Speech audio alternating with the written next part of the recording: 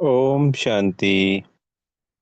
आज 4 अप्रैल 2025 के महावाक्यों के मनन चिंतन में मीठे बाप दादा ने कहा, मीठे बच्चे, अभी तुम पुरुषोत्तम बनने का पुरुषार्थ कर रहे हो। पुरुषोत्तम है देवताएं, वह है पावन है और हम पावन बन रहे हैं। तो बाबा ने कहा आज मुरली में कि तुम ब्राह्मण पुरुषोत्तम नहीं कहलाते हो, देवता पुरुषोत्तम कहलाते हैं।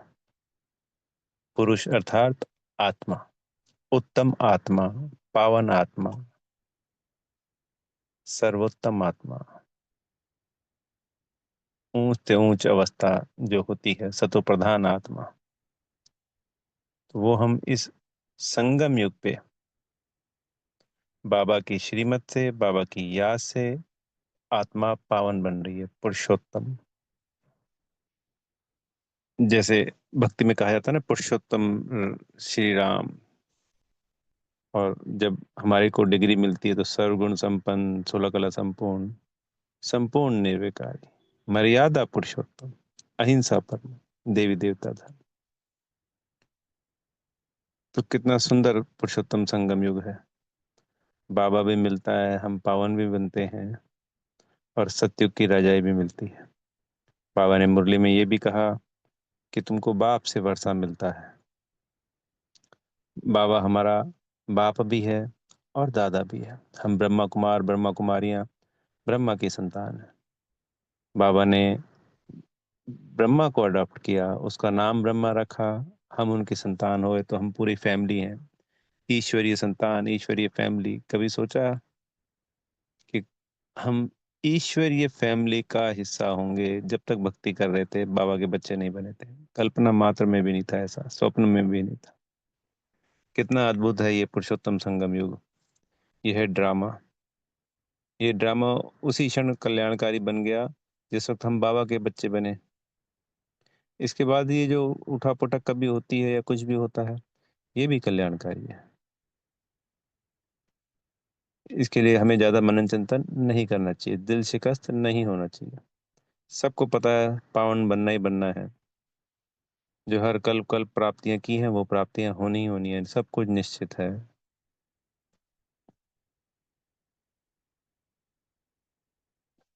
जैसे वो पहाड़ी वाला उदाहरण दिया था ना, कि आबू रोड से ऊपर पांडव भवन जाते हैं, तो चढ़ तो पहाड़ी पे रहे हैं पर कहीं कहीं उतार भी आते हैं उस पहाड़ी के रास्ते में।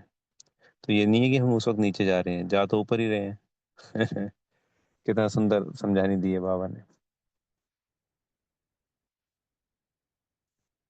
तो अभी हमें हमेशा आत्मा समझ, बाबा की याद से संपूर्ण पावन बनना है। इस पुरुषार्थ पे ध्यान देना है, फोकस करना है। स्वयं भी पावन बनना है, दूसरों को भी रास्ता दिखाना है।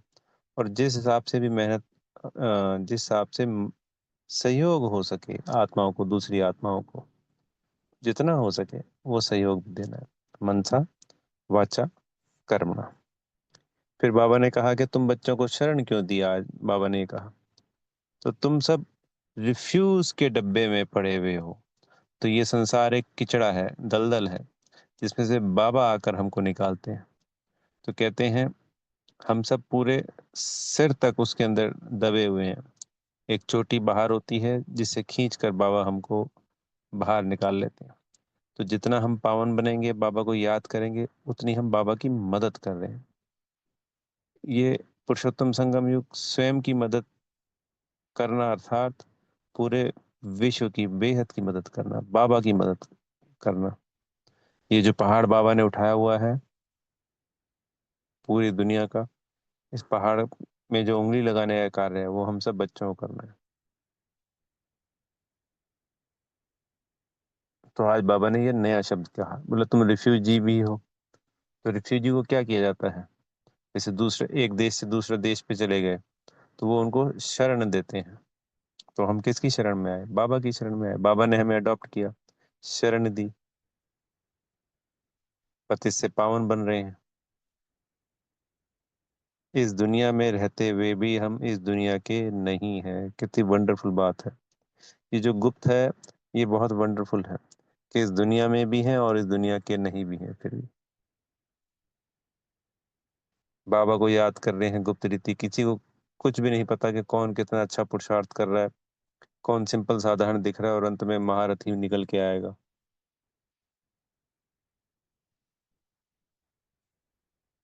कौन दास दासी बनेगा, कौन महारथी बनेगा।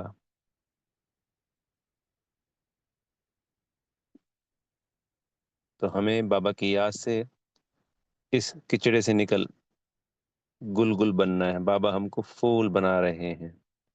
हमें अपने सभी आसुरी गुणों को, वो हमारे है ही नहीं, जो कि ये तो है ही रावण के, तो इनको छोड़ना है। हमने गलती से जो अडॉप्ट कर लिया है देह भान की वजह से, काम क्रोध लोभ मोह अहंकार, जिसमें काम क्रोध सबसे मुख्य है, बाबा ने आज कहा मुरली में, पर देह भान की वजह से है। अगर हम देह भान को छोड़ दें, यानी आत्मिक स्थिति में अशरीरी स्थिति को हम अडॉप्ट कर लें और उसमें हम उसका पूरा पुरुषार्थ कर लें, तो वो स्वतः ही छूट जाएंगे, क्योंकि देहबान के साथ ही चले जाएंगे ये सारे के सारे विकार। और देहबान के जाते ही हमने जो 63 जन्म विकर्म किए थे जाने अनजाने, वो भी बहुत तीव्रता से दग्ध हो जाएंगे, तो हम दोनों से मुक्त हो जाएंगे सिर्फ एक ही अवस्था से। तो बाबा ने क्लियर किया कि तुम बेहद के किचड़े में, इस रिफ्यूज के डब्बे में, जो रावण का रिफ्यूज का डब्बा है, इस जैसे होता है ना कबाड़े, कबाड़ खाना होता है, रिफ्यूज की भी चीजें रखी हुई होती हैं, तो ऐसे हम रिफ्यूज किए हुए थे, जिसको बाबा ने अपना बना लिया। सोचने वाली बात है, कितने पद्मा पदम सौभाग्यशाली आत्माएं हैं कि उस ऑलमाइटी अथॉरिटी, जिसको परमात्मा को 7 अरब आत्माएं 8 अरब आत्माएं ढूंढ रही हैं पूरे विश्व में, याद कर रही हैं किसी न किसी रूप में, वो हमारा है और हम उसके हैं। बोली बाबा मेरा और मैं बाबा का। फिर आज का गीत था, यह है कौन आया आज सवेरे सवेरे। तो सवेरे कौन सा है? सवेरे तो है सतयुग, और ये है कलयुग रूपी रात। तो पहले इस कलयुग रूपी रात पे बाबा आते हैं और हम बच्चों को अडॉप्ट करते हैं, शूद्र से हमको ब्राह्मण बनाते हैं। बाबा ने आज वर्णों के ऊपर भी कहा, तो आज जब सुदर्शन चक्र घुमाएंगे तो वर्णों के ऊपर घुमा सकते हैं। तो बोला तुम सब 84 जन्म लेते हो, फिर 84 जन्मों की यात्रा की बाबा ने आज आने को बात करी, तो इसमें हम कर सकते हैं भाई, सतयुग में 8 जन्म, त्रेता में 12 जन्म, तो हम 84 जन्मों की यात्रा को भी सुदर्शन चक्र में घुमा सकते हैं, क्योंकि बाबा ने आज इसके ऊपर कहा है। तो ये बाबा की श्रीमत का पालन हो जाता है। तो इससे बाबा की दुआएं मिलती हैं, हमारा दुआओं का खाता बढ़ता है। तो बाबा ने कहा कि हम बच्चे इन वर्णों पर दूसरों को समझा सकते हैं, चाहे वो बौद्ध धर्म के हैं, चाहे वो क्रिश्चियन धर्म के हैं, चाहे संन्यास धर्म की आत्माएं हैं, उनको हम 84 जन्मों की कहानी भी बता सकते हैं। बाबा ने कहा कि उनको जब समझाने वाले के ऊपर डिपेंड है, उनको इतनी अच्छी समझानी मिलेगी, उनको समझ में आ जाएगा कि वो 84 जन्मों में नहीं आते हैं, सिर्फ हम आदि सनातन देवी देवता धर्म की आत्माएं ही 84 जन्म में आती हैं। कोई पूछता है कि भाई ऐसा क्यों क्या, तो बोला आप भी आ सकते हो, आ जाओ। तो अगर वो हमारे कुल का होगा तो जरूर आएगा, और नहीं होगा, समझदार होगा तो आएगा, अपने हिसाब से ही रह जाएगा। अब इसमें गलत कुछ भी नहीं है, क्योंकि संन्यास धर्म के जो हेड हैं शंकराचार्य जी, और जो सभी धर्मों के हेड हैं, वो तो आएंगे ही यज्ञ में, और अपने को आत्मा समझ बाबा को याद करेंगे, जिससे उनके विकर्म दग्ध होंगे, और वो संपूर्ण पावन बन के जाएंगे बाबा के संग, जिसकी वजह से वो अपने कुल में अपने समय पर फिर से सबसे सर्वोच्च पद पे आएंगे। पहले वो धर्म स्थापन करेंगे, फिर अपने अगले जन्मों में राजा ही लेंगे अपने अपने धर्म में। तो उनकी भी हुई ना मुक्ति, जीवन मुक्ति। हाँ, ये पढ़ाई नहीं पढ़ेंगे, जिसकी वजह से वो सतयुग में नहीं आते हैं।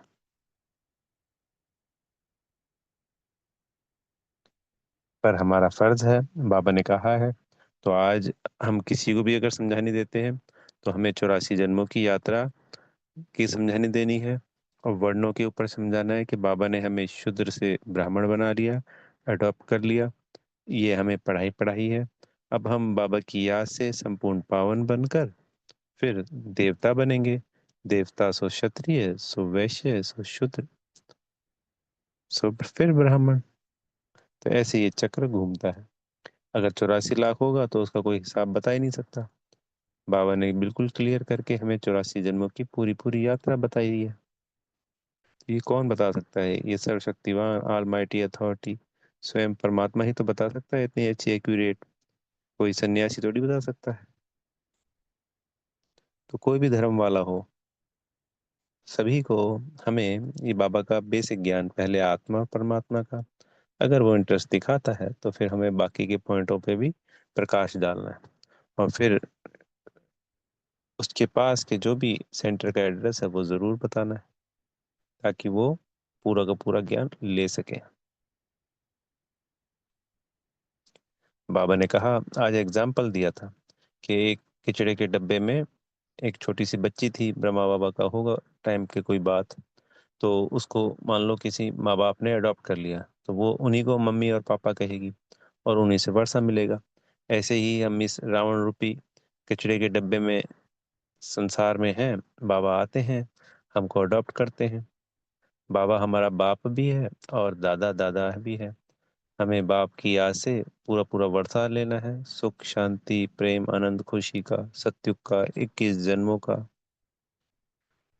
बाबा ने आज ये भी क्लियर किया कि भोजन का लालच नहीं करना। ये भी एक आसुरी गुण है। सतयुग में देवताएं हमेशा 36 प्रकार के भोजन खाते हैं, पर खाते बहुत थोड़ा है, बनते 36 प्रकार के हैं। तो किसी और मुरली में बाबा ने क्लियर किया हुआ है कि वो तो चम्मच जितना लेते हैं, एक या दो या चार चम्मच बस। बाकी का वही दास दासी भी खाते हैं। बाबा ने आज दास दासियों के ऊपर भी बहुत क्लियर किया कि अलग अलग दास दासी होते हैं। कोई बच्चा संभालते हैं, कोई श्रृंगार करते हैं, कोई झाड़ू पोछा, मतलब झाड़ू पोछा कह रहे हैं, झाड़ू लगाते हैं। तो उनके क्वार्टर्स अलग होते हैं पर रहते राजमहल में हैं। तो एक दास दासी तो हो गए जो महाराजा महारानी के साथ रह रहे हैं, एक प्रजा के दास दासी हो गए। तो उसके अंदर भी सीनियर और जूनियर होते हैं, चाहे महाराजा महारानी है और चाहे दास दासी है। तो बाबा ने कहा अपनी चेकिंग करनी है दोनों तीनों प्रकार से, कि हम कितने पावन बन गए हैं और हम किस अवस्था को प्राप्त हो गए हैं। बाबा ने कहा अगर मुझसे कोई पूछे, यानी शिव बाबा से पूछे, तो मैं बता सकता हूँ, क्योंकि टीचर जो होता है वो बच्चे की चलन से बता देता है। वैसे इस ब्रह्मा बाबा भी अनुभवी थे, तो वो भी किसी की भी आत्मा की चाल ढाल देखकर, कहते हैं ना बड़े बुजुर्ग होते हैं, चाल ढाल देखकर बता देते हैं उसका लेखा जोखा, कि ये कैसे खानदान से है। तो उस जमाने में तो बिल्कुल ऐसी बातें क्लियर थी। तो हमें अपनी भी चेकिंग करनी है और पूरा पुरुषार्थ करना है और सर्वोच्च पद की प्राप्ति करनी है, महाराजा महारानी वाली। बाबा ने कहा अपने सीनियर जो महारथी हैं उनका दिल से रिगार्ड करना है। तो उनका भी रिगार्ड करना है, और कोई भी ब्राह्मण आत्मा है या कोई भी बाहर की आत्मा भी है, सबका दिल से ही रिगार्ड करना है। पर उनको पूरा मान देना होता है। बाबा ने उदाहरण दिया कुमार का दादी जी, यानी कि प्रकाश मणि दादी जी का, कि वो सीनियर है, मतलब महारथी हैं। वो हम सभी जानते हैं। इस मुरली तक तो वो यज्ञ में उस वक्त तो ब्रह्मा बाबा थे, पर ब्रह्मा बाबा जाने के बाद वही हेड बनी है, वो हम सभी जानते हैं।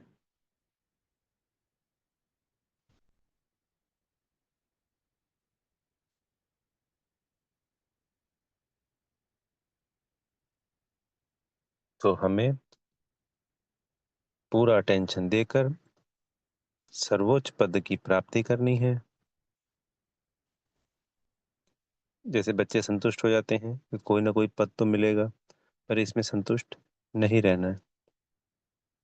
जितना ऊंच से ऊंच हम पुरुषार्थ कर सकते हैं अपनी क्षमताओं से परे जाके, हमें वो पुरुषार्थ करना है। हमें हमारा ये समय का साधारण रूप नहीं देखना है, क्योंकि जब ब्रह्मा बाबा थे तो उनको थोड़ी पता था कि वो विष्णु है, वो ब्रह्मा है। वो तो एक जीवन जी रहे थे। अगर हम सिर्फ कलयुग के हिसाब से बात कर रहे हैं, कि देखते हैं तो बहुत सारे रईस होते हैं इस संसार में। अगर वो उस हिसाब से जो उनका पद प्रतिष्ठा थी समाज में और पैसा था, तो पर बाबा के आने के बाद ही तो पता चला ना कि वो तो लक्ष्मी नारायण है। तो 33 वर्ष उन्होंने भी तो पुरुषार्थ किया ना। तो अब तो बाबा कहते हैं भाई उड़ती कला है, वो तो बहुत कुछ उनको स्थापना करनी थी, उस यज्ञ को चलाना था, करना था। पर हम इन सब चीजों से तो परे हैं। तो हमें दिल से बाबा की याद से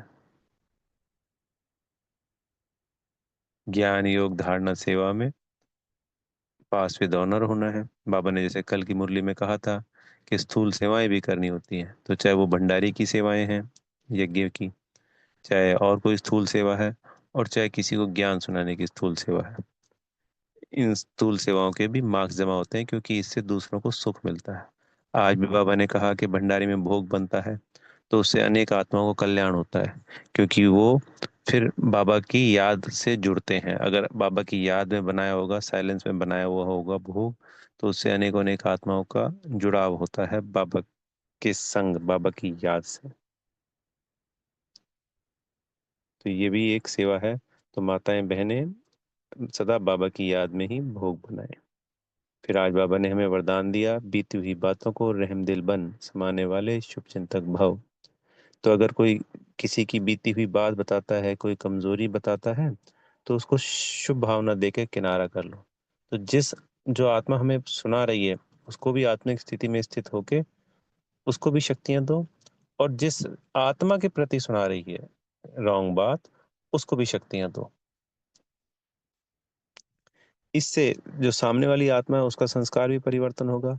वो बार बार इस तरीके की बातें नहीं करेंगी, और जिस आत्मा के प्रति है वो हमने सुना नहीं, चूंकि हमने उसको भी शक्तियां दी है, तो उससे हमारा कार्मिक अकाउंट नहीं बनता है। और हमारा जो बाबा कहते हैं ना, इस कान से ये ज्ञान रतन हम सुन रहे हैं, तो वो बुद्धि में जा रहे हैं, तो उससे वो किचड़ा नहीं जाएगा बुद्धि में।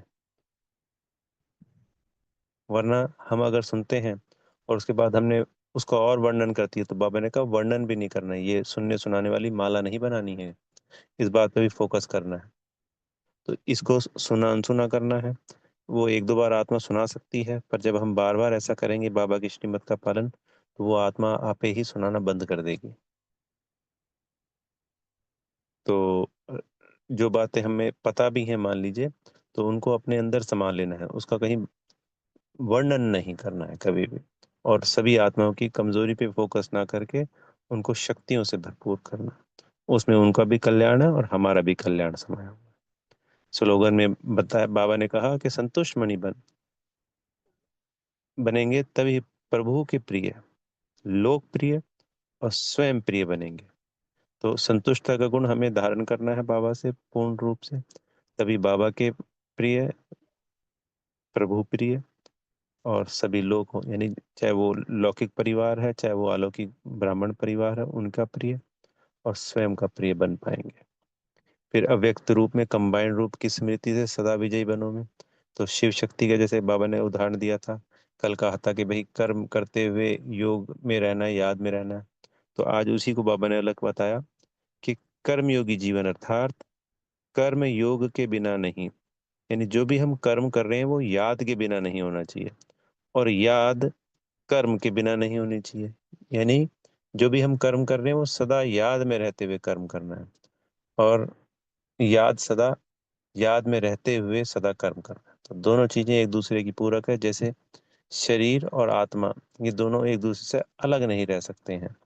दोनों अलग होते ही, शरीर छूटते ही आत्मा कर्म नहीं कर पाती है, अलग हो जाती है।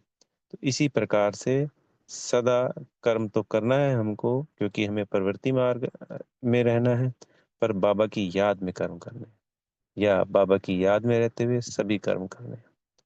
अच्छा, ओम शांति। बेहद का धन्यवाद मेरे प्यारे मीठे माता पिता बाप दादा जी का, आप सभी आत्मा भाइयों का, और बेहद की दिल से शुभकामनाएं, शुभ भावनाएं सभी को रहमदिल बन बेहद की शुभकामनाएं, शुभ भावनाएं देते हुए सदा उड़ती कला में बाबा की याद में संपूर्ण पावन बन गए हैं। ओम शांति।